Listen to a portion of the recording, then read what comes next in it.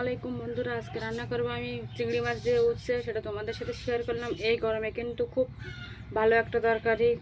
এভাবে রান্না করে তোমরা বাসায় খেয়ে দেখো, তরকারিটার স্বাদ মুখে লেগে থাকার মতো। তরকারিটা কেমন লাগবে তোমরা কমেন্টে জানাবে। কিন্তু প্রথমে কড়াইতে তেল দিয়ে দেব, দিয়ে কেটে ধুয়ে রাখা চিংড়ি মাছগুলো দিয়ে একটু ভেজে নেব। দিয়ে দেবো হালকা একটু হলুদ, আর দিয়ে দেবো অল্প একটু লবণ। দিয়ে চিংড়ি মাছটা ভালোভাবে ভেজে তুলে নেব। চিংড়ি মাছগুলো লাল লাল করে ভেজে এখন আমি তুলে নেব।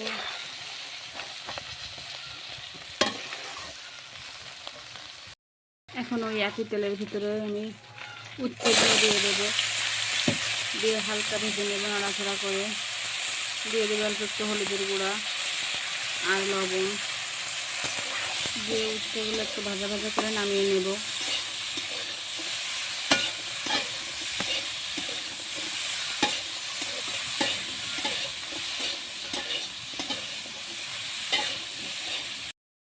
এবার উচ্ছেগুলো হালকা ভেজে আমি এখন নামিয়ে ফেলবো। উচ্ছেটা আমার ভাজা হয়ে গিয়েছে। এখন ওই কড়াইতে এখন তেল দিয়ে দেব, দিয়ে কেটে ধুয়ে রাখা আলুগুলো ভেজে নেব।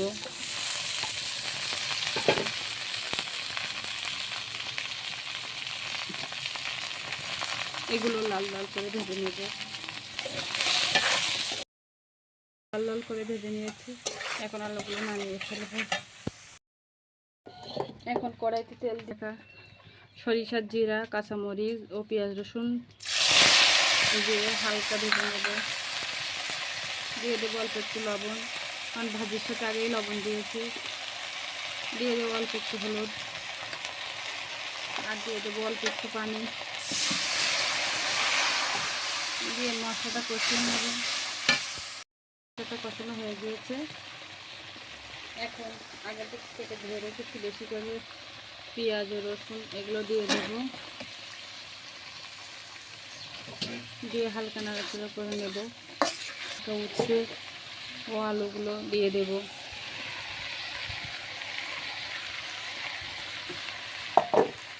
দিয়ে ভালোভাবে কষিয়ে নেব। এটা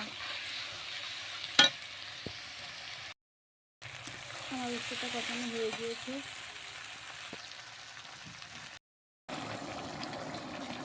আমার তরকারিটা হয়ে গিয়েছে, এখন নামিয়ে ফেলবো তরকারিটা।